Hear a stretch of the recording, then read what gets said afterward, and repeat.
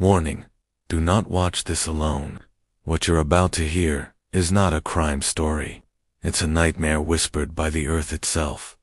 Some graves are quiet, others are still breathing. Have you ever felt that unsettling quiet of a graveyard at dusk? That feeling that you're not entirely alone, even when no one else is in sight.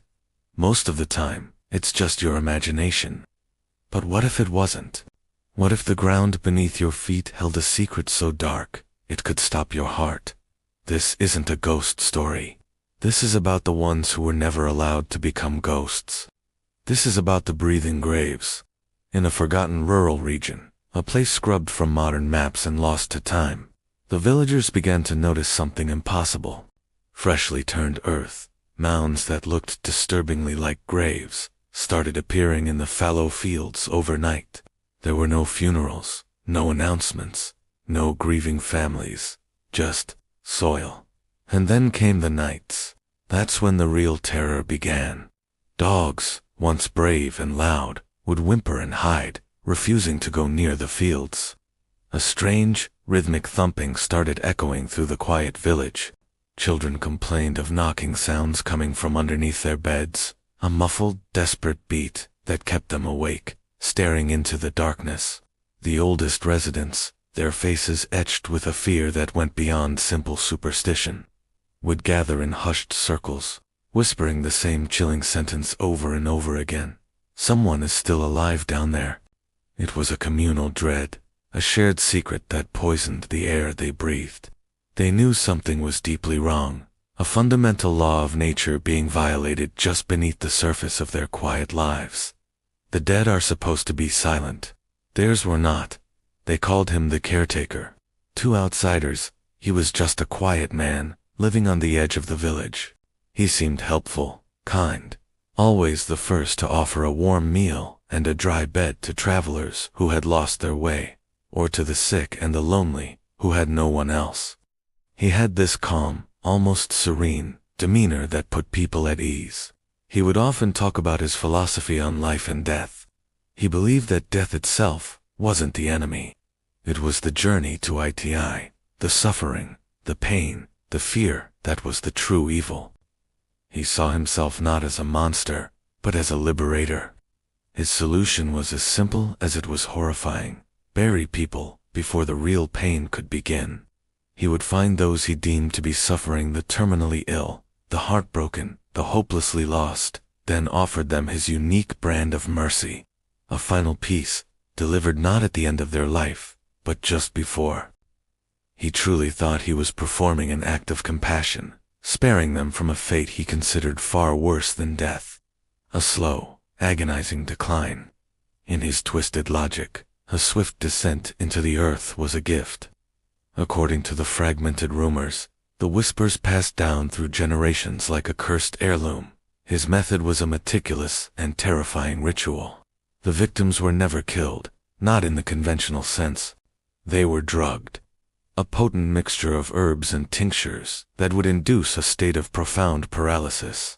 A living death where the body was still, but the mind was awake and screaming. They would be carried out under the cover of darkness and placed gently into shallow, pre-dug graves, just deep enough to be hidden. Then, he would insert a small, hollow reed or pipe into the loose soil, just enough to let a trickle of oxygen reach the person below, enough air to breathe, enough time to understand, enough terror to last in eternity. The caretaker would then pull up a chair next to the fresh mound of earth and simply sit. For hours, sometimes for days. He would just sit there, head bowed, listening. He believed that, by hearing their final, panicked breaths, by absorbing their final moments of terror as they faded into the dark, he was purifying the land. Their fear, he thought, was a sacrifice that fed the soil and kept the natural balance. One survivor exists, or, at least, that's what the local legend insists. The story is never written down, you'll never find it in an official record, but every family in the region knows it. It's the story of a little girl. Years after the caretaker vanished, a farmer was plowing a long abandoned field when his machinery hit something soft. He dug it out by hand, expecting an animal or old roots, but instead, he pulled a child from the earth, a living child. Her testimony was never formally recorded. The local authorities dismissed it as the ravings of a traumatized mind. But the villagers who took her in, they heard her. They say she never spoke a full sentence again, not a coherent thought. She would just rock back and forth, her eyes wide with a horror no one could comprehend, screaming the same phrase over and over until her voice was raw. "It's dark, and he's listening." Her words echoed the caretaker's ritual, a terrifying confirmation of the village's darkest fears. She died just a few weeks later. The official cause of death was listed as pneumonia, but the village doctor who examined her told a different story. He found soil in her lungs. This chilling testimony finally forced the authorities to act. They descended on the forgotten village, their modern sensibilities clashing with the ancient fears of the locals. They brought shovels and equipment, determined to get to the bottom of the macabre tale, and they found the graves. Dozens of them, scattered across the fields, exactly where the villagers said they would be. They dug with a grim purpose, expecting to unearth a mass grave, a scene of unimaginable horror, but they found nothing. No bodies, no skeletons, no human remains at all. The graves were empty. All they found were the marks. Deep, frantic claw marks etched into the packed dirt walls of the shallow pits. And something else. Small tunnels, barely wide enough for a person to crawl through, leading away from the bottom of the graves. The search parties followed them, crawling on their hands and knees into the suffocating darkness beneath the earth. But the tunnels didn't lead to a hidden chamber or an escape route. They just stopped. They ended in solid earth, as if the person digging had simply been absorbed by the ground itself. The search was called off. The case was closed, because the earth had already swallowed its secret, and it wasn't giving it back. This is only the beginning of the story. When the officials finally returned months later, they knew something was terribly wrong. The ground itself had changed. It had sunk, as if the land was hollowed out from beneath. They brought in geologists to investigate, but the scientists refused to give a straight answer. They offered strange explanations, claiming the ground was reacting organically, as if the soil itself had a memory, and it remembered the horrors it had witnessed. It remembered the sound of all those coffins being buried at once. Even today, decades later, the stories haven't stopped. Locals who live near the cursed ground report chillingly consistent phenomena, a rhythmic, methodical knocking sound that starts every single night at precisely 3:11 a.m. It echoes from beneath the earth, a sound that has no natural source. Sometimes, after a night of heavy silence, people wake up to find strange air vents pushed up through the soil, as if something below needs to breathe. And after it rains, when the mud is soft and wet, fresh handprints appear, pushing upward from below the surface. Graves that were sealed shut with concrete and steel have been found inexplicably reopened, their heavy lids pushed aside from the inside. What about the caretaker, the one man who stayed behind? They never found him. His house was empty, his tools were gone, and he simply vanished from the face of the earth. But the locals noticed a change. One night, the chorus of knocking sounds, the hundreds of frantic raps from below, suddenly changed.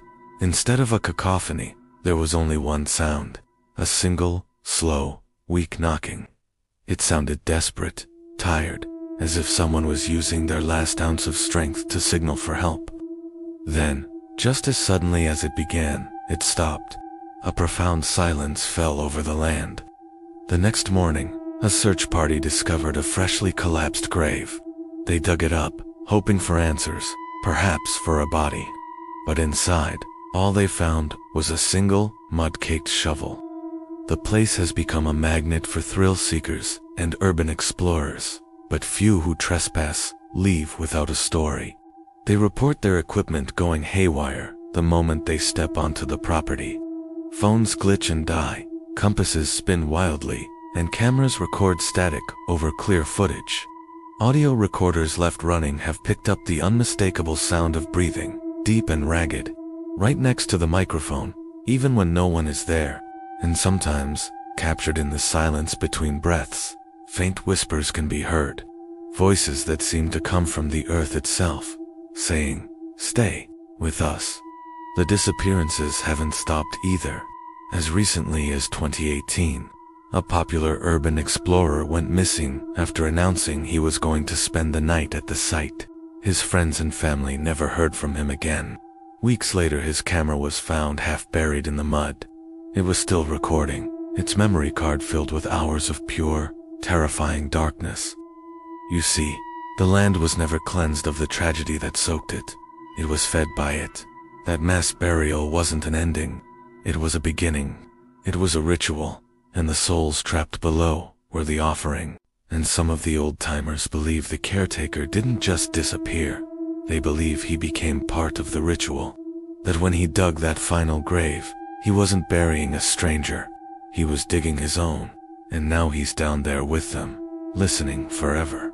So if you ever walking alone at night, and you hear a faint knocking sound coming from beneath your feet, do not dig. You might not like who you let out. Thank you for watching Tales of the Dark. Subscribe for more stories that will give you nightmares.